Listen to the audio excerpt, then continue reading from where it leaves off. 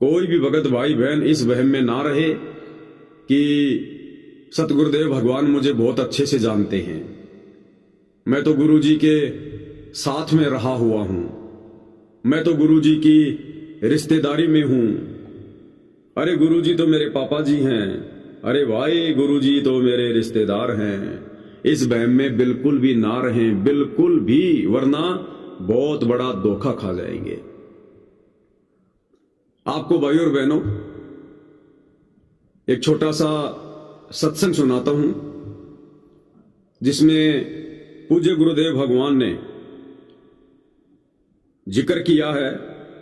जब पूज्य गुरुदेव भगवान गांव गांव जाकर सत्संग किया करते थे तो काफी भगत गुरुदेव के वचनों को महत्व नहीं दिया करते थे, हल्के में ले लिया करते थे कि भाई गुरु जी तो हमें बहुत अच्छे से जानते हैं, गुरु जी से तो हमारी जान पहचान है। तो उस सत्संग में, क्योंकि पहले गुरु को तो सब मानुष ही माना करते थे, गुरु को परमात्मा मानने की जो ये रिहर्सल है ये तो साध संगति के माध्यम से वर्तमान में शुरू हुई है। वर्तमान में तो जब गुरुदेव भगवान सत्संग किया करते थे तो काफी शोर शराबा किया करते थे भगत, गुरु को हल्के में लिया करते थे कि गुरु जी तो है, धनाने का रामपाल जाट ही तो है, ये सोचा करते थे। तो गुरुदेव भगवान ने बीच बीच में संगत को टोकना पड़ता था, रोकना पड़ता था। और गुरुदेव भगवान क्या कहा करते थे कि तुम ऐसा मत समझना कि आगे भी तुम्हें इसी प्रकार से तुम्हारे घर पे आके समझाएंगे। गुरुदेव ने कहा कि ये तो कोई मेहर है उस परमात्मा की जो तुम्हारे घर पे आके पाठ कर रहे हैं, 2-2 दिन 3-3 दिन तुम्हारी भैंसों के ठाण में पड़े रहते हैं। और गुरुदेव ने बताया कि आने वाले समय में तुम्हारा 2-2 3-3 6-6 महीने में नंबर आएगा दर्शन करने का, लंबी लाइन लगा करेगी, लंबी लाइन है तुम्हारा, 6-6 महीने में नंबर आएगा, 6-6 महीने में। क्या कहा गुरुदेव भगवान ने, ध्यान से सुनिएगा। तो ये सिर्फ यूं ढाला देने खातिर आवा था अपना कि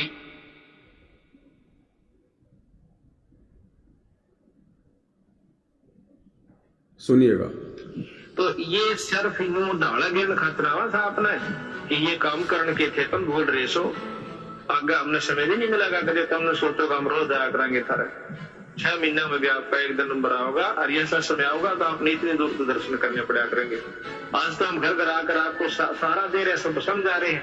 बच्चे जैसे बचपन में आंगली पकड़ के पढ़ाने पड़ा करें मास्टर ने, तो आज हम आपके घर में।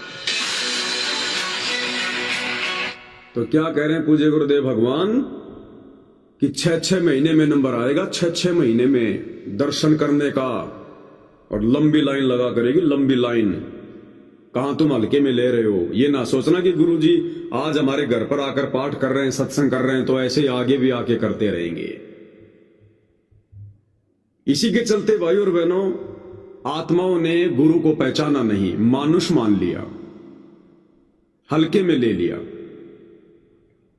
और आज भी हल्के में लेके बैठे हुए हैं ज्यादातर जो सतलोक आश्रमों से जुड़े हुए हैं और जो मुख्य मुख्य सेवादार समझे जाते हैं सतलोक आश्रमों में। और मैं पवनदास भाई और बहनों, आप जियों को बार बार एक बात कहता हूं ज्ञान आधार से कि जो गलतियां 2014 बरवाला कांड के समय, करोथा कांड के समय और बरवाला कांड के बाद वर्तमान 2026 तक जो बड़ी बड़ी गलतियां इन बड़े बड़े समझे जाने वाले सेवादारों ने, परम भक्तों ने, गुरु के बेटा बेटी भाई बंधु रिश्तेदारों ने, कोऑर्डिनेटरों ने, आश्रम संचालकों ने कर डाली हैं, आज भले ये हमें बहुत बड़ी तोप दिखाई दे रहे हैं, आज भले गुरु का परिवार सतलोक आश्रम संभाल रहा है, हर कार्यों में आगे रहते हैं, बड़ी बड़ी गाड़ियों में चलते हैं, बड़े इज्जतदार दिखाई देते हैं कि सतगुरु के मिशन को तो बस यही लेके जाएंगे सतलोक। आने वाले समय में जब गुरुदेव भगवान जेल से बाहर आएंगे, इनके कहीं खोज भी दिखाई नहीं देंगे, खोज भी। आम लोगों को दर्शन हो जाएंगे गुरुदेव के, लेकिन इनके लिए तो गुरुदेव के दर्शन भी दुर्लभ होंगे, दर्शन भी दुर्लभ। जिस कदर इन्होंने अपनी मर्यादाएं खंडित कर दी हैं, संगत की मर्यादाएं खंडित करवा दी हैं, गुरु को जिस कदर इन्होंने बरवाला कांड के बाद से लेकर वर्तमान समय तक खून के आंसू रुलाए। गुरुदेव ने एक एक आत्मा को जोड़ने के लिए इतना संघर्ष किया, जेल तक, और इन्होंने जरा भी शर्म नहीं आई गंदी राजनीति करवा के, स्टेडियम बनवा के, संगत के दान धर्म ज्योति पाठ के पैसों का जमकर दुरुपयोग करके, उनकी मर्यादा तुड़वाकर। इनको जरा भी देर नहीं लगी, इनको जरा भी शर्म नहीं आई। तो कितने बड़े दोषी हैं ये। गुरुदेव भगवान कहते हैं, बच्चों, एक आत्मा को काल के जाल से निकालकर सतगुरु की शरण में लाने का इतना फल मिलता है जैसे 1 करोड़ गायों को कसाई के हत्थे से छुड़वा दिया जाए। तो सोचो, सतगुरु की एक आत्मा को तोड़ने का फिर कितना पाप लगेगा, कितना दोष लगेगा। और इन्होंने तो कई हजार आत्माओं को तो मौत के घाट उतरवा दिया, मर्यादा तुड़वा कर, बरवाला कांड से लेकर वर्तमान तक। तो इनको तो दर्शन भी दुर्लभ है, दर्शन भी क्यों नहीं आ रहे गुरुदेव भगवान। इन लोगों की लाख कोशिशों के बावजूद भी सतगुरु रामपाल जी अपनी हर याचिका को खारिज क्यों करवा रहे हैं। जज में प्रेरणा करके अपनी हर जमानत को कैंसिल क्यों करवा रहे हैं, जानबूझ के करवा रहे हैं। अभी आना ही नहीं गुरुदेव भगवान ने। अभी गुरुदेव के परिवार की, इन कोऑर्डिनेटरों की, आश्रम संचालकों की बैटरी चल रही है और तेजी से ये डिस्चार्ज भी होती जा रही है। पाप का गड्ढा भी तेजी से बढ़ता जा रहा है। परमात्मा जबरदस्ती ना किसी की बैटरी डिस्चार्ज करता, ना किसी की चार्ज करता। राम किसी को मारे नहीं, मारे तो हत्यारा राम, अपने आप ही मर जाएंगे कर कर खोटे काम। तो गुरुदेव भगवान को उस समय का पता है और वो समय निकट है, इसलिए परमात्मा समय का इंतजार कर रहे हैं। परमात्मा अपनी तरफ से ना किसी को बुरा कहता, ना किसी को भला कहता। समय आने पर सबके सामने आ जाएगा किन किन लोगों ने कैसे कैसे भले बुरे कर्म किए, उस आधार से परिणाम सबके सामने होगा। और इन लोगों को आने वाले समय में सतगुरु के दर्शन भी दुर्लभ होंगे, दर्शन भी। परंतु ये नहीं सोच रहे ऐसा, ये सोच रहे हैं कि हम तो गुरु जी के विशेष जानकार हैं, हम तो गुरु जी के साथ में रहा करते थे, मैं तो बहुत पुराना भगत हूं, गुरु जी मेरे घर पे आया करते थे। ऐसा नहीं है। गुरुदेव ने इन लोगों को बहुत पहले कह दी थी ये बातें, बहुत पहले, उस करोथा कांड से पहले ही गुरुदेव ने इन बड़े बड़े परम भक्तों को ये बातें बोल दी थी कि आने वाले समय में तुम लोगों को मेरे दर्शन दुर्लभ होंगे। लेकिन ये लोग नहीं समझ पा रहे थे। एक समय की बात है, जो करोथा आश्रम को वर्तमान में संभाल रहा है जयवीर, जो झज्जरिया डिगल का रहने वाला है, जयवीर दास, उसने एक पत्रकार को अपना इंटरव्यू दिया और उस पत्रकार ने जिज्ञासा में काफी सवाल किए। और एक सवाल यह भी था कि आप तो संत रामपाल जी के बहुत नजदीक रहे हैं, आप तो काफी नजदीक से उनके दर्शन किया करते थे, कुछ हमें अनुभव बताइए। जब आप संत रामपाल जी के पास में बैठा करते थे, क्या कुछ आपको बताया करते थे? तो उसने क्या बताया, आप खुद अपने कानों से सुनिए भाई और बहनों, फिर आपको वास्तव में यकीन होगा कि आने वाले समय में गुरु के परिवार को, इन बड़े बड़े परम भक्तों को, जो वर्तमान में गुरु का मजाक बनाने में कोई कसर नहीं छोड़ रहे हैं और अपने आप को भगत भी समझ रहे हैं, इनको दर्शन दुर्लभ हो जाएंगे। सुनिएगा। ऐसा भी सुना है कि अब तो, और मैंने ऐसा भी सुना है कि अब तो करोड़ों में आपके फॉलोवर हैं, कि संत जी भी बैठ जाते थे और आप जैसे पुराने अनुयायी को याद होगा कि बिल्कुल जैसे मैं और आप बैठे हैं ऐसे बैठे रहते थे और आराम से बातचीत होती थी कई कई घंटों तक। वो कुछ बताइए अनुभव अपना। हाँ बिल्कुल, स्टार्टिंग में आप और हम जैसे बैठे हैं ऐसे ही बैठे रहते थे संत रामपाल महाराज जी के पास। और संत रामपाल महाराज जी अपने सत्संग में कहते थे कि ये सारा विश्व आएगा, वो समय आ गया है कलयुग का, ये सारा विश्व अब एक कबीर साहिब से जुड़ेगा, पूर्ण परमात्मा सतपुरुष के ज्ञान से। और कहते थे कि अब थोड़े ही दिन की बात है कि अभी तो ऐसे बैठे हो और फिर लाइन लग के दर्शन होया करेंगे। और एक बात और अचंभित कहते थे कि कुछ समय बाद ऐसा समय आ जाएगा कि आप मिलना चाहोगे, हम मिल न सकेंगे। तो हम सोचते थे, हम कहते थे हम तो पुराने हैं आपके भगत है भाई, फेस भाई ने हम जानते, हम तो मिल ही लेंगे। भाई वो परमात्मा जाने क्या स्थिति बनेगी, कैसा होगा, हमारा दिमाग काम नहीं कर रहा था। और एक बात और अचंभित कहते थे कि कुछ समय बाद ऐसा समय आ जाएगा कि आप मिलना चाहोगे, हम मिल न सकेंगे। तो हम सोचते थे, हम कहते थे हम तो पुराने हैं, आपके भगत है भाई, फेस भाई ने हम जानते, हम तो मिल ही लेंगे। भाई वो परमात्मा जाने क्या स्थिति बनेगी, कैसा होगा, हमारा दिमाग काम नहीं कर रहा था। हमें ये नहीं पता था कि ऐसे 10-11 वर्ष तक अंदर जा बैठ जाएंगे और हमारे सामने अदृश्य हो जाएंगे, एक प्रकार से साथ भी हैं और शरीर से अदृश्य भी हैं। तो इस चीज का हमें ज्ञान बिल्कुल नहीं था, लेकिन ये जरूर था कि इतनी संगत हो जाएगी कि दर्शन करने के लिए आपको काफी देर वेट करना पड़ेगा, लाइनों में खड़े रहोगे, वो आज बिल्कुल सत्य है। और मैंने ऐसा भी सुना है कि अब तो करोड़ों में आप। ये जयवीर दास जी हैं, करोथा आश्रम को संभालते हैं, बहुत पुराने भगत हैं, पुलिस से रिटायरमेंट थे। ये खुद बता रहे हैं वर्तमान में करोथा आश्रम में बैठकर। जब पत्रकार महोदय ने कहा कि कुछ पुराने अनुभव बताइए, तो पुराने भगत जी पुराने अनुभव शेयर कर रहे हैं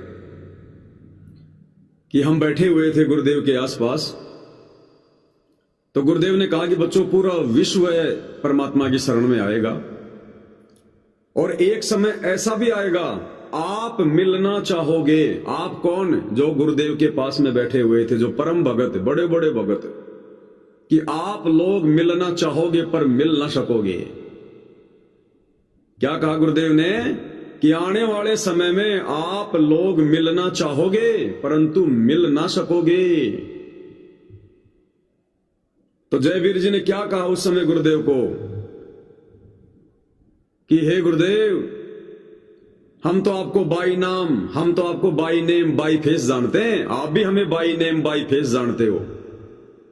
हम तो आपके पुराने भगत हैं, हम तो मिल ही लेंगे। तो गुरुदेव ने कहा कि वो तो समय बताएगा। क्या कहा गुरुदेव ने? वो तो समय बताएगा, समय।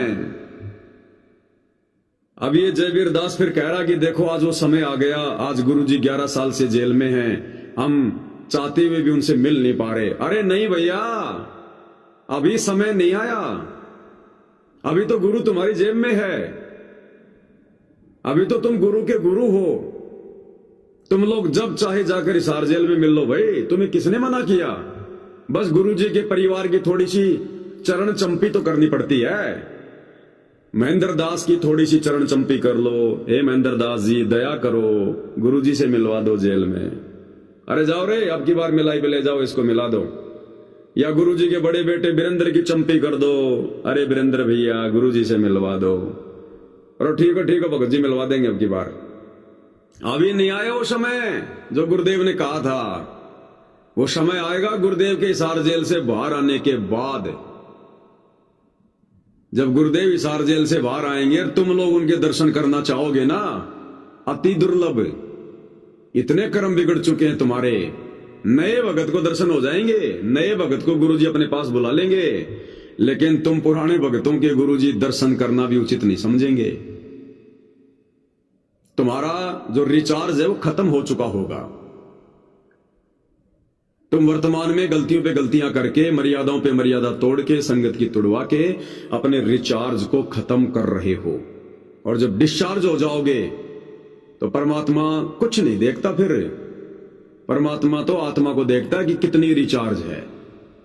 परमात्मा ये नहीं देखता कि मैं इसको बाई फेस जानता हूं या बाई नेम जानता हूं, या ये मेरा रिश्तेदार है, ये मेरा बेटा है, मेरी बेटी है। ये तो आप और हम मान रहे हैं। उस भगवान के थोड़ी कोई बेटा बेटी हैं, कोई नया पुराना भगत उसके लिए नहीं है। बाप के लिए क्या छोटा बेटा, क्या बड़ा बेटा।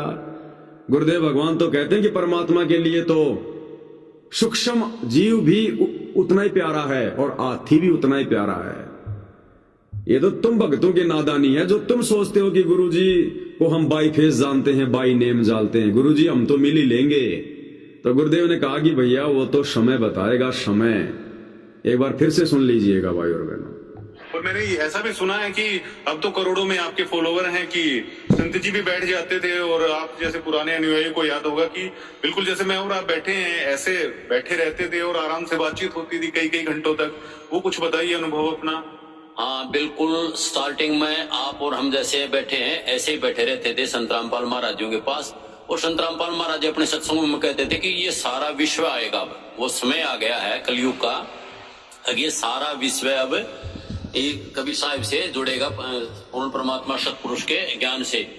और कहते थे कि अब थोड़े ही दिन की बात है कि अभी तो ऐसे बैठे हो और फिर लाइन लग के दर्शन हुआ करेंगे।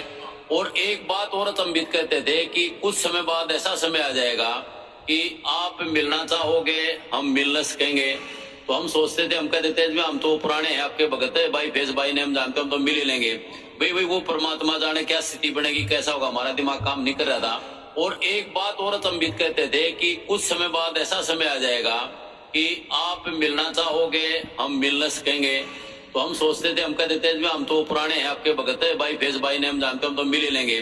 भाई वो परमात्मा जाने क्या स्थिति बनेगी, कैसा होगा, हमारा दिमाग काम नहीं कर रहा था। हमें ये नहीं पता था कि ऐसे 10-11 वर्ष तक अंदर जा बैठ जाएंगे और हमारे सामने अदृश्य हो जाएंगे, एक प्रकार से साथ भी हैं और शरीर से अदृश्य भी हैं। नहीं भाई, अभी समय आए नहीं है जय वीरदास। अभी ये जेल वाला समय वो नहीं है कि हम गुरुजी से मिल ना सकेंगे। मिल लो, तुम्हें तो सरकार ने मिलने का अधिकार दे रखा भाई। अरे गुरु का परिवार सप्ताह में एक बार मिल सकता है, अभी तो खूब मिल सकते हो। किसने मना किया तुम्हें? गुरु का परिवार हर सप्ताह जाता है गुरु से मिलने। गुरुदेव ने कहा कि 6-6 महीने, और तुम मिलना चाहोगे, मिल ना सकोगे। वो समय तो अभी आएगा, इस आर जेल से बाहर आने के बाद की बात है। तुम दर्शनों के लिए तरसोगे, दर्शनों के लिए।